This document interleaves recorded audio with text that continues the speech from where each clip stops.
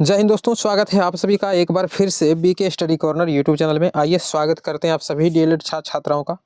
आज के क्लास में हम देखेंगे आपके डीएलएड एग्जाम के लिए हिंदी का जो है सेशन। तो शुरुआत करते हैं और इसमें जो नए बच्चे जुड़ रहे हैं आप सभी को बता दें, यदि आप सभी लोग प्रैक्टिस सेट लगाना चाहते हैं तो कॉपी पेन लेकर के बैठिए और हमारे आंसर बताने से पहले आपको अपना आंसर लगा लेना है और लास्ट में स्कोर बताना है कि सर इतना में से इतना सही हो रहा है। ठीक है, तो चलिए शुरुआत करते हैं, देखते हैं हिंदी के पोर्शन को। तो सवाल को थोड़ा सा हम एडजस्ट कर लेते हैं। पहले देखिएगा, पहला सवाल आपका यहाँ पर कह रहा है कि पवन शब्द का अर्थ क्या हो जाएगा, बताइएगा। पवन का अर्थ पानी होता है या आग होता है या वायु होता है या धरती होता है। आज का जो है प्रैक्टिस सेट जरूर लगाइएगा, काफ़ी अच्छे अच्छे सवाल हैं, इजी भी हैं, है ना, और अलग तरीके के भी सवाल लिए हैं, तो जरूर से सेट लगाइएगा। तो देखिए इसका राइट आंसर क्या हो जाएगा कि सर पवन का माने होता है हवा, तो हवा नहीं है तो हवा ही वायु कहलाता है, समझ रहे होंगे आप सभी लोग, है ना। तो करेक्ट आंसर हो जाएगा सी।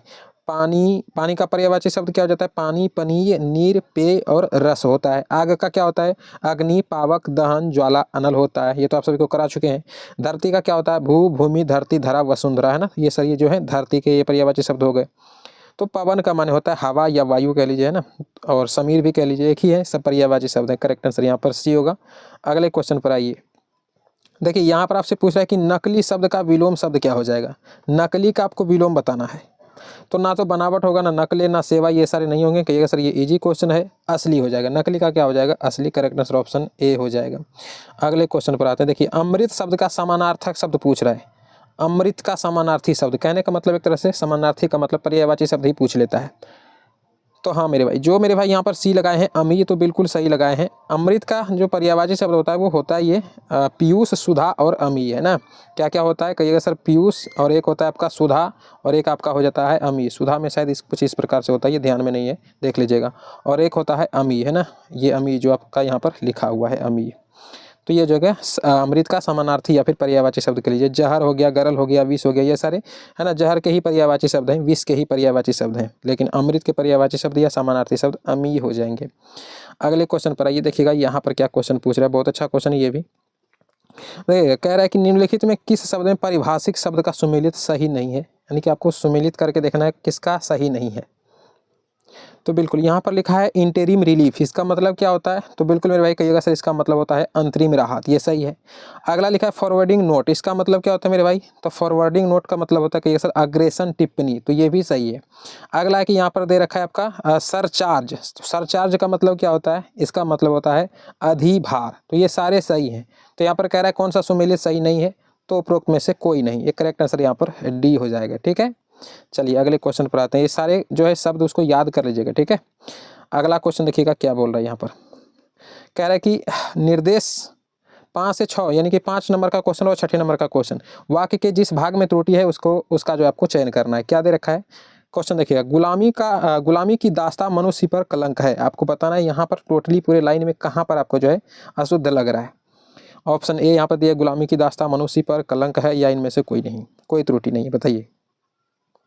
तो भाई यहाँ पर करेक्ट आंसर हो जाएगा डी, कहिएगा सर इनमें कोई त्रुटि नहीं है। गुलामी की दास्तां मनुष्य पर कलंक है, ये बिल्कुल शुद्ध लाइन है, ठीक है। जहाँ पर अशुद्ध रहेगा नहीं त्रुटि रहेगा वही आपको पकड़ना होता है यहाँ पर।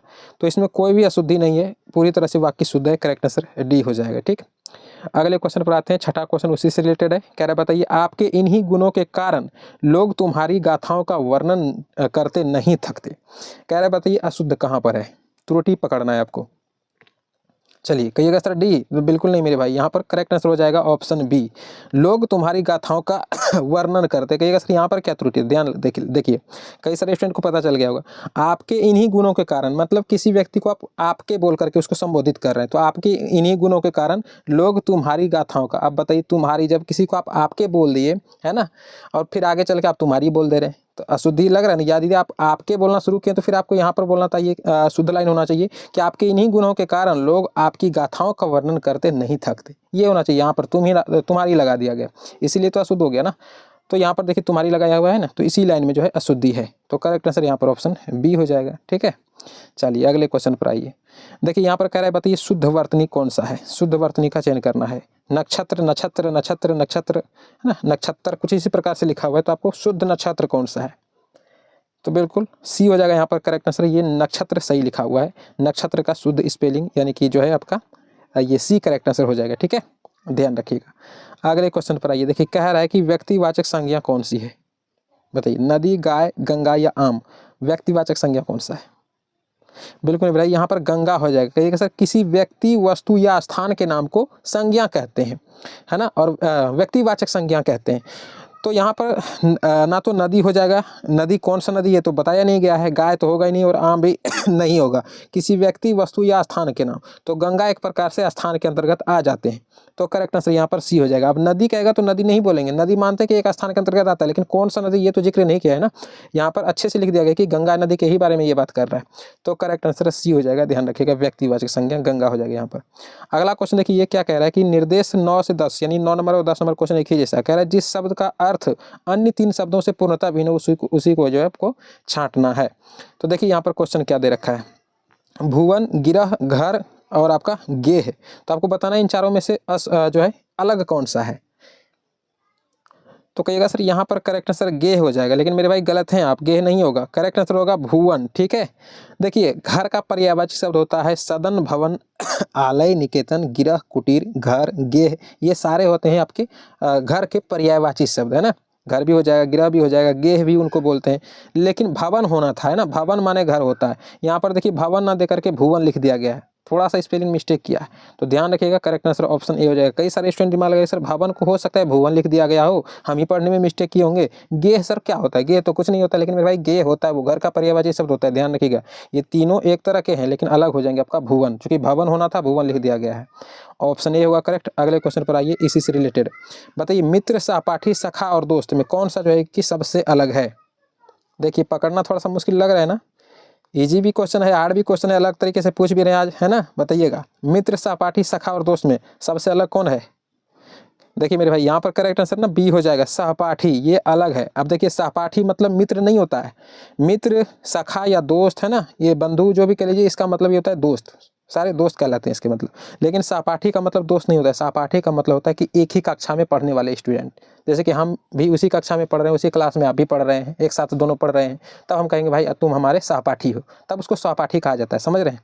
तो यहाँ पर उसको सहपाठी नहीं बोलेंगे, ध्यान रखिएगा, सहपाठी का अर्थ कुछ और होता है और मित्र, सखा, दोस्त ये अलग अर्थ है। तो बी यहाँ पर करेक्ट आंसर हो जाएगा, ध्यान रखना है, ठीक है।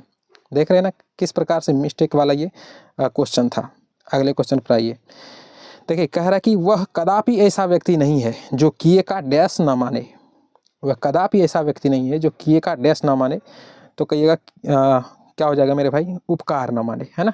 वह कदापि ऐसा व्यक्ति नहीं है जो किए का उपकार ना माने, तो करेक्ट आंसर सी होगा, उपचार ना ये वाला नहीं होगा, ठीक है, उपकार ना माने, किसी का उपकार को ना माने वह व्यक्ति ऐसा नहीं है ना। तो इस लाइन को इस तरह से आप भर सकते हैं, तो करेक्ट आंसर सी हो जाएगा।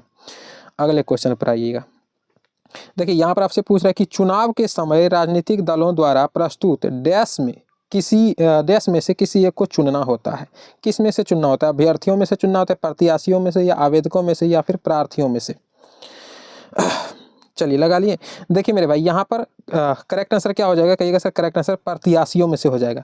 कई सारे स्टूडेंट हमारे आवेदकों में भी लगाए होंगे। देखिए आवेदक कब होता है, जैसे किसी का नॉमिनेशन अभी नहीं हुआ है, उसका चुनाव चिन्ह नहीं आया है, अभी सिर्फ उसने आवेदन किया है ना, खड़ा हुआ है सिर्फ, मतलब कि वो चुनाव में, जिसको बोलते हैं हम लोग खड़ा हुआ है एग्जाम में नहीं, चुनाव में, तो वो सिर्फ अभी आवेदन किया है, मतलब उसका चुनाव चिन्ह अभी नहीं आया है, तो हम उसको नहीं चुनेंगे। उसका जब चुनाव चिन्ह आ जाता है, उसका है ना एक लिस्ट बन जाता है कि हाँ भाई मेरा चुनाव चिन्ह ये है, तो उसको फिर प्रत्याशी बोला जाने लगता है। और हम लोग किसको चुनते हैं? तो भाई प्रत्याशी को ही चुनते हैं, ठीक है। तो प्रत्याशी होगा करेक्ट आंसर, ना कि आपका आवेदक। तो करेक्ट आंसर यहाँ पर बी लगाइएगा, ठीक है। चलते हैं अगले क्वेश्चन पर। अब यहाँ पर देखिएगा क्या कह रहा है सवाल, कह रहा है कि निर्देश 13-14 एक ही प्रकार का सवाल है ना। कह रहा है कि रेखांकित मुहावरों का आपको अर्थ का चयन करना है। अच्छा क्या दिया है? जय और विजय में चोली दामन का साथ है, तो आपको बताना है चोली दामन का साथ, इस मुहावरे का अर्थ क्या हो जाएगा?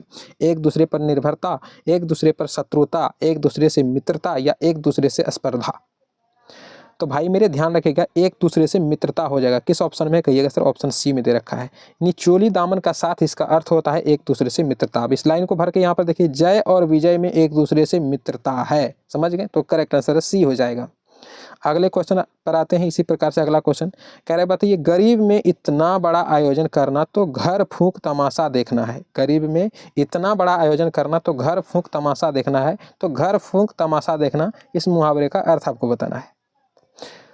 तो बिल्कुल मेरे भाई यहाँ पर करेक्ट आंसर बी हो जाएगा। क्षणिक दिखावे के लिए बहुत कुछ कर देना, है ना, तो उसी को कहा जाता है घर फूंक करके तमाशा देखना, यानी छोटे से समय के लिए, थोड़े से समय के लिए बहुत कुछ कर देना, है ना, ज़्यादा खर्चा कर देना, कुछ इस प्रकार से।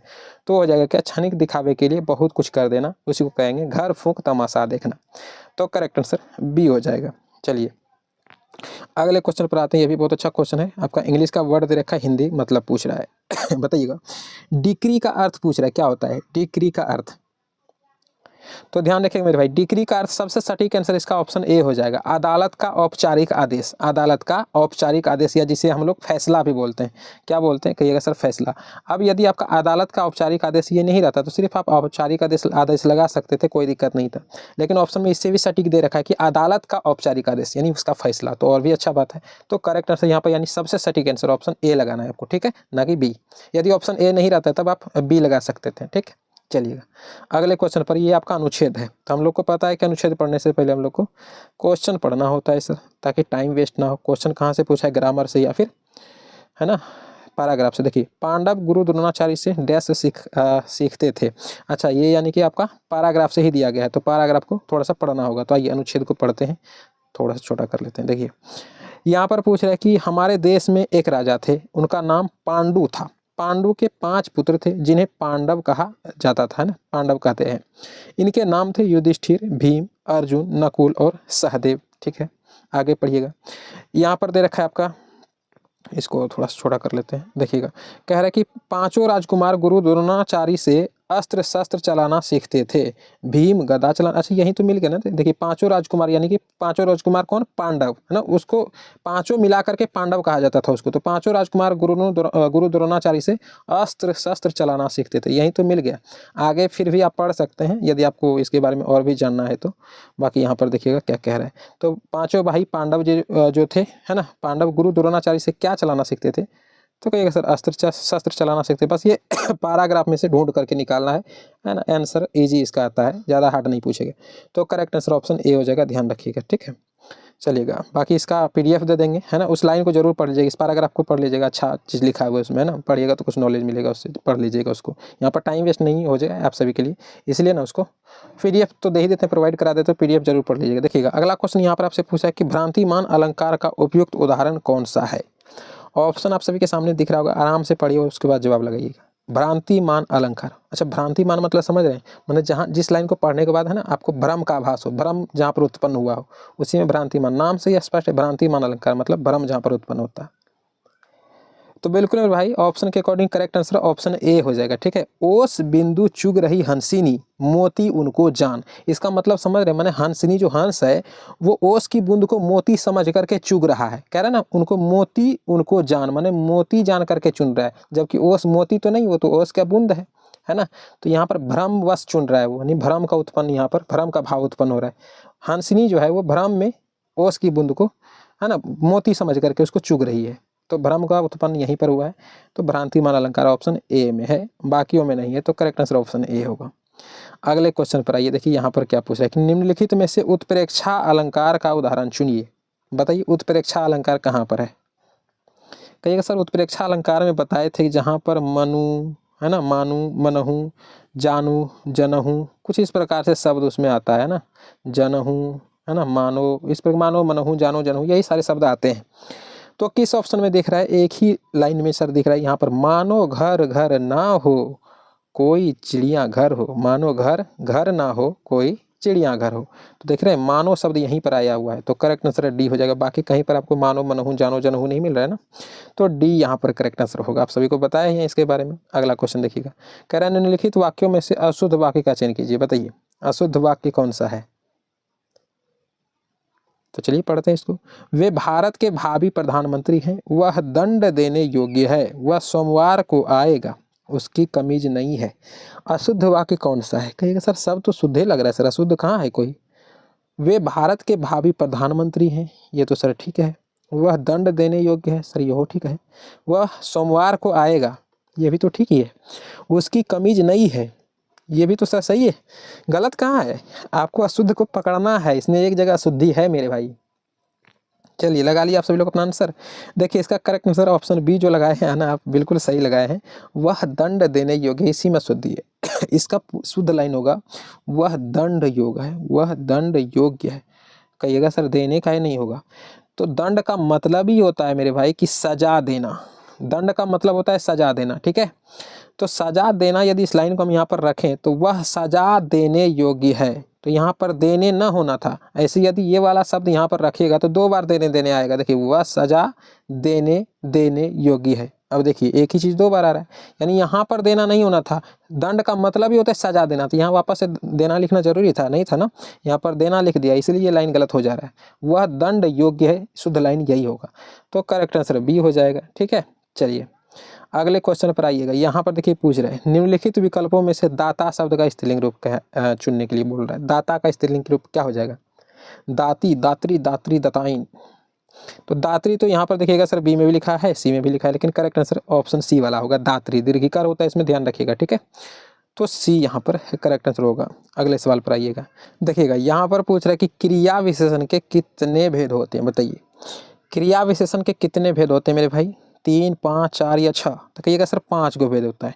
क्रिया विशेषण के कितने भेद? तो 5 भेद। कौन कौन से? कालवाचक क्रिया विशेषण, स्थानवाचक क्रिया विशेषण, रीतिवाचक क्रिया विशेषण, गुणवाचक, और एक होता है आपका परिमाणवाचक। ध्यान रखिएगा, एक क्या होता है? परिमाणवाचक। परिणामवाचक नहीं, परिमाणवाचक, है ना, परिमाणवाचक, ठीक है। तो परिमाणवाचक भी क्रिया विशेषण होता है, ध्यान रखिएगा।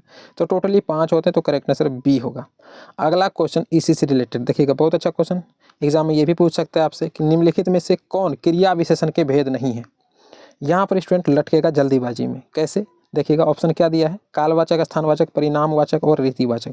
कहिएगा सर इनमें सब तो सही है सर, है ना। तो मेरे भाई हम तो ऑप्शन यहाँ पर दे रखे हैं रीतिवाचक, एक यहाँ पर दे देंगे कौन सा? इनमें से कोई नहीं, है ना। यहाँ पर और हमको अच्छे से आंसर देना था, ऑप्शन देना था, इनमें से कोई नहीं। अब लगाइए, इसका आंसर क्या लगाइएगा आप?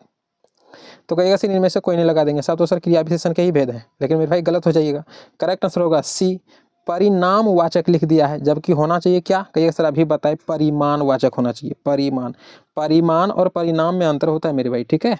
परिमाण, हाँ यहाँ पर न होगा। परिमाण और परिणाम में अंतर होता है। परिणाम मतलब क्या हुआ कि जैसे तुम फर्स्ट किया कि सेकंड किया, थर्ड किया, क्या किया, वो उसको यानी कि किसी चीज़ का रिजल्ट के बारे में उसको परिणाम बोलते हैं।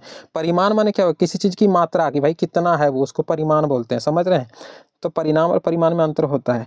क्रिया विशेषण के भेद क्या होते हैं? परिमाण होते हैं, ठीक है। परिणाम नहीं बोलेंगे, परिमाण, मो वाला ध्यान रखिएगा, ठीक है। तो यहाँ पर क्या हो जाए, क्रिया विशेषण के कौन सा भेद नहीं है? तो कहिएगा सर जी सी वाला नहीं है, ध्यान रखिएगा इसको, ठीक है। इसलिए हम इस क्वेश्चन को लिए। अगले क्वेश्चन पर आइएगा। देखिए यहाँ पर आपसे पूछ रहा है कि अपनी खिचड़ी अलगे पकाना, इसका अर्थ बताइए, बताइए। अपनी खिचड़ी अलग पकाना तो हाँ कहिएगा सर जी अपने ही काम में लगे रहना, यही वाला, सॉरी ये नहीं होगा मेरे भाई, करेक्ट आंसर इसका ए वाला होगा, ठीक है। ध्यान रखिएगा, सबसे अलग रहना, अपने ही काम में लगे रहना, फिर इसको अपनी खिचड़ी अलग पकाना क्यों बोलेंगे? सबसे सटीक आंसर तो फिर ऑप्शन ए होगा, ये ध्यान रखिएगा। सबसे अलग रहना, अपनी खिचड़ी अलग पकाना, हम सबसे अलग रहते हैं भाई, हमको किसी से कोई लेना देना नहीं है ना। तो ये हो जाएगा सबसे सटीक आंसर ऑप्शन ए। बी जो लगाए वो गलत लगा रहे हैं, ठीक है, सटीक ए होगा। अगले क्वेश्चन पर आइएगा। देखिए यहाँ पर क्या बोल रहा है कि पापी मनुष्य भी आज मुख से राम नाम निकालते, इस काव्य पंक्ति में अलंकार क्या है? यही अलंकार आपको बताना है। पापी मनुष्य आज भी राम नाम, है ना, आज भी मुख से राम नाम निकालते। तो देखिए मेरे भाई इसका राइट आंसर हो जाएगा सी। कहिएगा सर विरोधाभास अलंकार। क्यों? पापी मनुष्य, यहाँ पर बोल रहा है पापी मनुष्य और फिर कहता है कि उससे उम्मीद कर रहा है कि राम नाम निकालते मुंह से, है ना। कहीं ना कहीं राम नाम से माने पापी मनुष्य से कह रहा है राम नाम निकालने मुंह से, तो विरोध का उच्चारण हो रहा है। जब मनुष्य पापी है तो वो राम नाम क्यों निकालेगा? लेकिन यहाँ पर कह रहा है कि राम नाम निकालते, मतलब विरोध न होते हुए भी विरोध का भाव यहाँ पर उत्पन्न हो रहा है, तो इसलिए हो जाएगा विरोधाभास अलंकार, करेक्ट आंसर सी होगा। लास्ट क्वेश्चन देखिएगा क्या पूछ रहा है, कोई भी छंद किस में विभक्त रहता है? यही आपसे पूछ रहा है, बताइए कोई भी जो छंद होता है वो किस चीज़ में विभक्त होता है? चरणों में, यति में, दोनों में, इनमें से कोई नहीं। तो भाई याद रखिएगा चरणों में विभक्त रहता है। कोई भी छंद किस में विभक्त होता है? चरणों में, करेक्ट आंसर ऑप्शन ए होगा। तो चलिए अब क्लास एंड होता है। आप सभी का स्कोर क्या रहा है ये कमेंट में जरूर लिखिएगा। पिछला क्लास नहीं देखें तो डिस्क्रिप्शन में प्लेलिस्ट का लिंक मिलेगा, जरूर से देख लीजिएगा, है ना। और यदि आप सभी लोग फ्री में पीडीएफ चाहते हैं तो डिस्क्रिप्शन में टेलीग्राम चैनल का भी लिंक दे दिए हैं, ज्वाइन कर लीजिएगा, वहाँ पर आपको फ्री में पीडीएफ मिल जाता है मेरे भाई, ठीक है। तो ध्यान रखिएगा। चलते हैं अब अगले क्लास में मिलते हैं आप सभी से, तो तब तक के लिए जय हिंद।